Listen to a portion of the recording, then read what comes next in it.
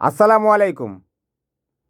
হিন্দু ভাই বোনদেরকে আদাব, খ্রিস্টান ভাই বোনদেরকে গড ব্লেস ইউ। সাম্প্রতিক বাংলাদেশের prime minister mister Tarique Rahman গরিবের সংসার অর্থাৎ গরিব দেশের প্রধানমন্ত্রী কিভাবে তার গরিবের সংসার চালায় তার কর্মপদ্ধতি প্রয়োগ করা শুরু করেছেন। আপনারা যারা সচেতন মহল তারা গণমাধ্যমের বদৌলতে জেনেছেন যে প্রধানমন্ত্রীর কার্যালয়ে কেউ গেলে অতিথি আপ্যায়ন বাবদ প্রতি মাথা পিছু ৮০০ টাকার খাওয়ানো হতো। এটা ফ্যাসিস্ট জাঙ্গিয়া চরমপন্থী এক্সট্রিমিস্ট শেখ হাসিনার কার্যালয়ের কথা বলছি। যেহেতু ক্ষমতা হস্তান্তর হয়েছে, সে যেহেতু পালিয়ে গেছে, নতুন প্রাইম মিনিস্টার এখন সেই নতুন প্রাইম মিনিস্টার তারেক রহমান সেই ৮০০ টাকা থেকে মাথা পিছু যে আপ্যায়ন খরচ দুপুরের খাবার সেটাকে ১৫০ টাকায় নামিয়ে এনেছেন। এটার সাথে আবার বিকেলবেলার নাস্তাও জোগাড় করেছেন ১৫০ টাকার মধ্যে, দুপুরের খাবার প্লাস বিকেলবেলার নাস্তা। তো ৮০০ টাকার খবরটাতে প্রথমে আসি না, ৮০০ টাকার খবরটা পরে আসব। তো মিস্টার প্রাইম মিনিস্টার তারেক রহমানের সাথে যে আমাদের বাংলাদেশের গণমাধ্যম তথা সংবাদ মাধ্যমের মালিক এবং সিনিয়র সাংবাদিকরা সৌজন্য সাক্ষাৎ করেছেন।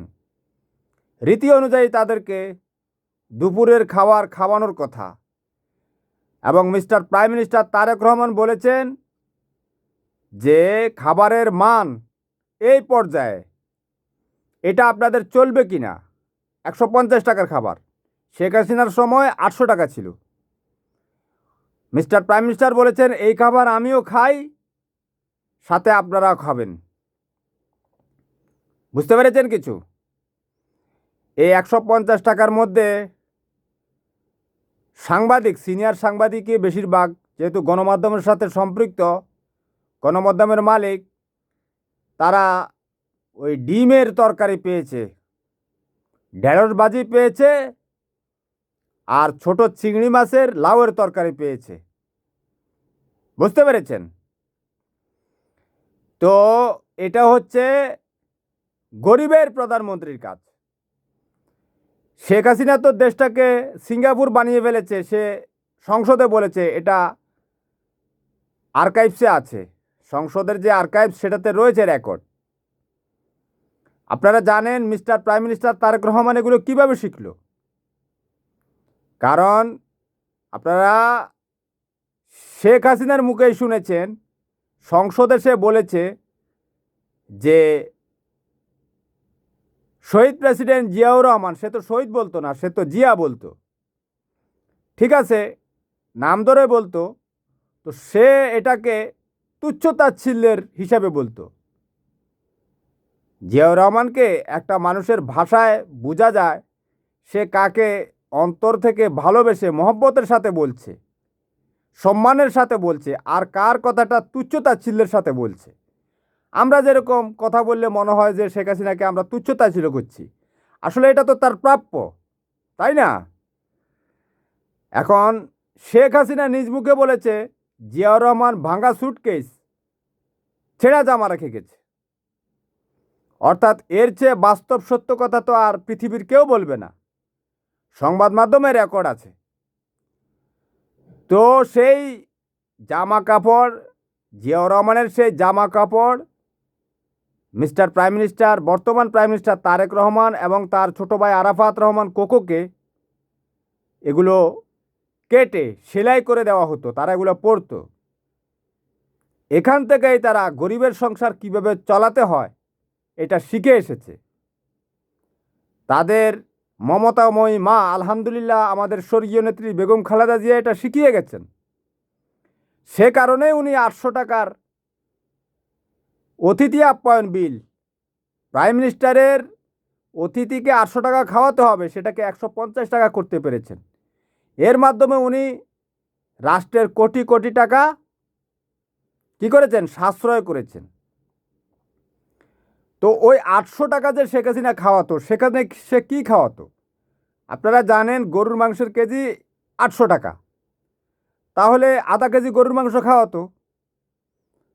একটা মুরগির কেজি হয়েছে 200 টাকা, তাহলে একটা মুরগি 1 কেজি, একটা ফার্মের মুরগি, হচ্ছে কেজি ধরেন 200 টাকা। তাহলে শেখ হাসিনা আপ্যায়ন খরচ নিত 800 টাকা, হাফ কেজি গরুর মাংস খাওয়াতো একজনকে, আর 1 কেজি মুরগির মাংস খাওয়াতো। ইলিশ মাছ টাছ খাওয়াতো কিনা জানি না, ইলিশ মাছ তো সেই খাইতো শুধু, কারণ ইলিশ মাছ তো ফ্রেশ জিনিস, এটা অনেক দামি। সমুদ্রের বিস্তীর্ণ সমুদ্রের মধ্যে ইলিশ মাছ ঘুরে, বুঝেন নাই? এটা আলাদা একটা এপিসোড। ইলিশ মাছের বিষয় আচ্ছা বাদ দিলাম। ডিম দিত, তাহলে 800 টাকা তো হয়ে গেছে। 400 টাকার এই গরুর মাংস হাফ কেজি, আর 200 টাকার 1 কেজি মুরগির মাংস, তারপরে ধরলাম 600 টাকা হলো। ধরেন 1 পিস ইলিশ মাছ, ওই ছোট ঝাটকা ইলিশ মাছ যেগুলো আছে না, শেখ হাসিনা তো খেত বড় বড়গুলো, এত বড় বড় ফিস যেগুলো, সেগুলো খেত শেখ হাসিনা, তাই না? ওই যেগুলা কেজি 8,000 টাকা, 10,000 টাকা, একেবারে সমুদ্রের মধ্যে যেটা সবচেয়ে বড় ইলিশ মাছ, সেটাই তো শেখ হাসিনার গণভবনে চলে আসতো, আর সেটা খেয়ে খেয়ে সে শুধু মল ত্যাগ করতো। তো আচ্ছা যাক, সেটা অন্য কথা। তারপর মনে করেন ঝাটকা ইলিশ মাছ খাওয়াতো, হয়তো ডিমও দিত। তাহলে 150 টাকায় যদি একটা ইলিশ মাছের ফিস হয়, তাহলে 600 আর 150 কত হলো? 700, 750 টাকা। 20 টাকার একটা ডিম বা 30 টাকার একটা ডিম, সে তো বাড়িয়ে বাড়িয়ে ধরতো, বুঝেন না? কারণ সে টাকা মারবে তো এখান থেকে। ডিম একটা ধরেন 30 টাকা, তাহলে কত হলো? 780 টাকা। 20 টাকার ভাত, হ্যাঁ ঠিক আছে, ভাত 20 টাকারই, 800 টাকা হয়ে গেল। তো এখান থেকে শেখ হাসিনা কীভাবে টাকা মারতো সেটা বলি। শেখ হাসিনা কাপ্তান বাজার থেকে মরা মুরগি কিনে নিত। মরা মুরগি, ওই যে কাপ্তান বাজারে মুরগির বাজার আছে না, এখানে তো অনেক মুরগি দেখবেন, ওরা ওই পোলিও রোগ, ধনুষ্টঙ্কর রোগ, তারপরে হাম, যক্ষা, তারপরে ডায়রিয়া, পাতলা পায়খানা, আমাশয়, এগুলো তো অনেক মুরগি মারা যেত, মুরগির রোগ এগুলা। তো সে মুরগিগুলো এরা 20-30 টাকা পিস বিক্রি করে দিত। শেখ হাসিনা কিন্তু এগুলো নিয়ে যেত। টাকা মারতে হবে তো, তার তো উদ্দেশ্য হচ্ছে, নইলে 800 টাকা কেন খাওয়াবে? একটা দেশের মানুষ ওই সময় আলুর কাজে ছিল 80 টাকা, তাহলে সে খাওয়াতো 800 টাকা। এটা সে ভাউচার করতো আর কি, বিল বিল করে বাংলাদেশের মানুষের টাকা মারার জন্য। তো মরা মুরগি কিনে নিত,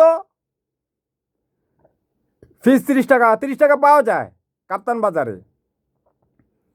আর গরুর মাংস কিন্তু মরা গরুর মাংস, ওগুলো ভারত থেকে নিয়ে আসতো। ওই ভারতের যে বৃদ্ধাশ্রম, বৃদ্ধাশ্রম হবে মানুষে না, বৃদ্ধাশ্রমে থাকে। গরু কি হবে? গরুশ্রাম হবে। হ্যাঁ, গরুশ্রামে বলি। ওই নরেন্দ্র মোদী আর ওই গুজরাটের কষাই যেটা আর কি, চরেন্দ্র মোদী, ও তো গরুদের জন্য গরুশ্রাম করেছে। ও একটা করেছে, ও করেছে অনেকগুলো। উত্তরপ্রদেশের মুখ্যমন্ত্রী আছে না, ওর নাম কি, যোগী আদিত্যনাথ, সেও গরুদেরকে নিয়ে নিয়ে গরুশ্রামে রাখে, মানে গরুদেরকে ওইখানে ফ্রি ফ্রি খাওয়ায়, বসাইয়া বসাইয়া। আমাদের দেশে পাচার করে না, এ কারণে গরুর মাংস বাংলাদেশ হয়ে গেছে। আচ্ছা সেটা অন্য কথা। তো সেখানে যে গরুগুলো মারা যায়, বয়স্ক হয়ে যেগুলো মারা যায়, তো সেগুলো ওরা শেখ হাসিনার কাছে বিক্রি করে দিত, কারণ শেখ হাসিনার টাকা কামাই করতে হবে তো। আপনারা দেখেন নাই, বিভিন্ন সংবাদ মাধ্যমে রিপোর্ট হয়েছে যে বস্তায় বস্তায় ভারত থেকে গরু মাংস আসছে কাপ্তান বাজারে।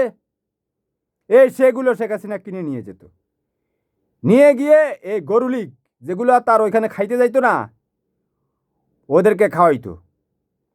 আর ওই যে ডিম যেটা খাওয়াইতো 30 টাকা, মনে করেন ডিম একটা তো ওই সময় কত ছিল, 20 টাকা, 180 টাকা ডজন, ওই ডিমের মধ্যে সে 10 টাকা মেরে দিত।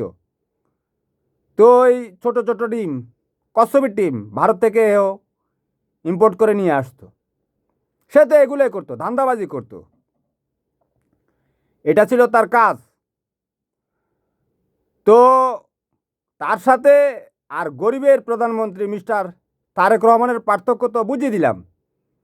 তারপরে তারেক রহমান তো ওই যে এই 150 টাকার মধ্যে আপনাকে আবার বিকেলবেলা 1 কাপ চা দিবে, আবার সিঙ্গারা টিঙ্গারাও দিবে। হয়তো চা শুধু দেয় নাকি, চায়ের সাথে হয়তো একটা সিঙ্গারা দিবে। সিঙ্গারা না দিলে এক এক দুই টুকরো টোস্ট বিস্কুট তো দিবে, টোস্ট বিস্কুট। এই 150 টাকার মধ্যে আপনার দুপুরের খাবার, বিকেলবেলার যে নাস্তা, সেটা সহকারে 150 টাকা।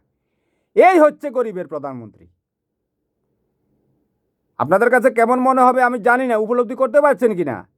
আমি নিজে নিজে একলা সংসার নিজে চালাইতে পারি না, কত কষ্ট। তো mister prime minister Tarique Rahman তার পিতা এবং মাতার কাছ থেকে এই আদর্শগুলো শিখেছে এবং উনি প্রয়োগ করে উনিও এখন নিজে আদর্শবান হওয়ার চেষ্টা করছে। সে প্রয়াস দেখা যাচ্ছে, সে আপ্রাণ যে প্রচেষ্টা চালিয়ে যাচ্ছে সেটা দেখা যাচ্ছে। আরেকটা ঘটনা বলি, 6 মে বুধবার উনি সচিবালয়ে যাচ্ছিলেন অফিস করার জন্য। তো কারওয়ান বাজারে এই হয়তো জ্যামে আটকা পড়েছেন, তার পিছনে একটা অ্যাম্বুলেন্স আটকে ছিল। যেহেতু প্রাইম মিনিস্টারের গাড়ির বহর, ওনার গাড়ির বহর অবশ্য ছোট হয়ে এসেছে। আগে তো শেখ হাসিনা ওর বিভিন্ন বাহিনী নিয়ে, গোপালী বাহিনী, টেন্ডি বাহিনী, ইজরায়েলি বাহিনী, ভারতীয় রয়ের গোয়েন্দা বাহিনী, সবগুলো নিয়ে ও বিরাট একটা ওই গাড়ি বহরের মিছিল নিয়ে যেত। তো মিস্টার প্রাইম মিনিস্টার ওটাকে অনেক ছোট করে এনেছেন। আবার উনি ওনার নিরাপত্তার কথাটাও যাতে ভাবেন, কারণ ওনার যে পরিবর্তন, এটা যদি আদর্শিকভাবে উনি করতে চান, ওনাকেও তো বেঁচে থাকতে হবে। আমি তো আর প্রাইম মিনিস্টার হতে পারি নাই যে ওনার কাজ করব, তাই না? তাহলে ওনাকে ওনার নিরাপত্তার কথা ভাবতে হবে। তো ওই যে অ্যাম্বুলেন্স আটকে ছিল, উনি ওইটা দেখতে পেয়েছেন। দেখতে পেয়ে ওনার নিরাপত্তা রক্ষী বলবো না, যেহেতু প্রোটোকল অফিসার বা ওনাকে যারা দেখভাল করে, অর্থাৎ ওনাকে যারা সুরক্ষা দেয়, তাদেরকে বলে দিয়েছেন যে অ্যাম্বুলেন্স যে চালাচ্ছিল, সে অ্যাম্বুলেন্স সচরাচর কিন্তু রাস্তায় টু টু টু টু শব্দ করতে থাকে, কিন্তু প্রাইম মিনিস্টারের গাড়ি দেখে সে আওয়াজ বন্ধ করে দিয়েছে। সে শুধু লাইট জ্বালাচ্ছে, সাহস পাচ্ছিল না যে প্রাইম মিনিস্টারের গাড়ি বহর অতিক্রম করে সে কিভাবে যাবে। তো প্রাইম মিনিস্টারের নিজস্ব এই প্রচেষ্টায়, অর্থাৎ উনি বলে দেওয়ার কারণে সে অ্যাম্বুলেন্সটা এই ওনার গাড়ি বহরের সামনে দিয়েই চলে গেছে। আবার এই গাড়ি বহরের এ সমস্ত অ্যাম্বুলেন্সের ভাঙ ধরে কোনো ভারতীয় গোয়েন্দা বাহিনীর যে রয়ের জঙ্গিরা, তারাও তো আসতে পারে। প্রাইম মিনিস্টারের তো অনেক শত্রুতা থাকে। শেখ হাসিনা তো এই প্রাইম মিনিস্টার মিস্টার তারেক রহমানকে, সে লন্ডনে গেলেই একটা রাষ্ট্রের সাথে রাষ্ট্রের সম্পর্ক থাকে, আদান প্রদানের বিষয় থাকে, সে গিয়ে বলতো তারেক রহমানকে ফেরত দাও, কারণ তারেক রহমানকে সে মারতে হবে। এখন তারেক রহমানকে যদি এ ধরনের অ্যাম্বুলেন্সগুলো পরীক্ষা নিরীক্ষা করে ভালো করে দেখতে হবে, যাতে মিস্টার প্রাইম মিনিস্টারের উপর কোনো আঘাত না আসে। কারণ সরলতার সুযোগ নিয়ে অনেকে অনেক কিছু করার চেষ্টা করবে, সেটাও মাথায় রাখতে হবে। শেখ হাসিনা ছাড়া বাংলাদেশে মিস্টার তারেক রহমান এখন এসেছে, পরবর্তীতে যে আসবে আদর্শিকভাবে সে শেখ হাসিনার চেয়ে অনেক ভালো হবে। তো এই দিকটা খেয়াল রাখতে হবে, নিরাপত্তার বিষয়। তো ওই যে অ্যাম্বুলেন্সটা গেল, চিন্তা করেন, অর্থাৎ আপনার প্রাইম মিনিস্টার আপনাকে দেখছে। একজন প্রাইম মিনিস্টার যে আশেপাশে দেখছে, নজর রাখছে, এটাই বাংলাদেশের মানুষের জন্য সবচেয়ে বড় প্রাপ্তি। হয়তো সে অ্যাম্বুলেন্সে কোনো সন্তান সম্ভবা নারী তার সন্তান আটকে আছে, সিজার অপারেশন করতে হবে, এটা তো মৃত্যুর সাথে পাঞ্জা লড়ার একটা বিষয়, তাই না? একজন হয়তো হার্ট অ্যাটাক করেছে, সে মৃত্যুপদযাত্রী, একটু নিঃশ্বাস নিতে কষ্ট হলেই দম বেরিয়ে যায়, সেখানে অ্যাম্বুলেন্সে তো ওই ভালো মানুষ চলাফেরা করে না, মুমূর্ষ মানুষজন চলাফেরা করে। তো আপনার প্রাইম মিনিস্টার, আমার প্রাইম মিনিস্টার তারেক রহমান যে একজন এই মুমূর্ষ মানুষের যে আত্মচিৎকার উনি যানজটে বসে শুনতে পাচ্ছেন, উনি এখন জ্যামে থাকছেন। অতীতে ভারতীয় বায়ুসেনা জঙ্গি শেখ হাসিনা যাওয়ার কয়েক ঘন্টা আগে কোনো রাস্তা দিয়ে যেতে সমস্ত রাস্তা বন্ধ করে দেওয়া হতো, কারণ তার জীবনের নিরাপত্তা। চারিদিকে তার বুলেট প্রুফ এই বোম প্রুফ গাড়ি, রাস্তার সব দিকে পুলিশ লীগের কাজও কমে এসেছে, তাদেরকে নিষ্কৃতি দিয়েছে। প্রাইম মিনিস্টার একদিক দিয়ে বেরোতো, তারপরে প্রেসিডেন্ট আরেক দিক দিয়ে বেরোতো, ওই কাউয়া কাদের একদিক দিয়ে বেরোতো, তারপরে আক্কাস আলী আরেক দিক দিয়ে বেরোতো, ও নিজাম হাজারে একদিক দিয়ে বেরোতো, শামীম ওসমান একদিক দিয়ে বেরোতো। এই সমস্ত ভিভিআইপি লুন্ডাখোর এগুলোর জ্বালায় পুরো ঢাকা শহর জ্যামে লেগে থাকতো। এখন কিছুটা জ্যাম কম দেখা যাচ্ছে, কারণ এরা সবগুলা এক এক রাস্তা দিয়ে এই সম্রাটের মতো ঘুরতো। দেশের মানুষের ওই যে আরেকটা আছে না, ওটার নাম কি, মেয়র ছিল তাপস, ওর জন্য তো গাড়ি একটা আসতো আর যাইতো খাবার নেওয়ার জন্য, হ্যাঁ, পাজিরো গাড়ি, কোটি কোটি টাকা দামের গাড়ি আসতো, শুধু ওইটা দিয়ে তার দুপুরের খাবার আসা নেওয়া করত। এইভাবে তারা ভোগ বিলাসে মত্ত ছিল, বুঝতে পেরেছেন? কারণ টাকা তো আমার আপনার, আপনি মোবাইলে টাকা ঢুকান, 100 টাকা 54 টাকা কেটে নিয়ে যেত, তাদের তো সমস্যা নেই, তাই না? তারপরে আপনার আর আমার মাথা বিক্রি করে বিদেশে লোন নিয়ে নিত, 19 লাখ কোটি টাকা লোন নিয়েছে।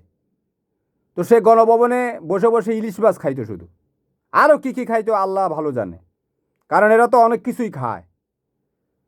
ওই আর কি বলবো। তো এই গেল একটা, আপনার প্রাইম মিনিস্টার আপনার কথা ভাবছে, এটা হচ্ছে আপনার জীবনের সবচেয়ে বড় প্রাপ্তি। আরেকটা ঘটনা বলি, 10 মে রবিবার ফার্ম গেটে কৃষিবিদ ইনস্টিটিউশনে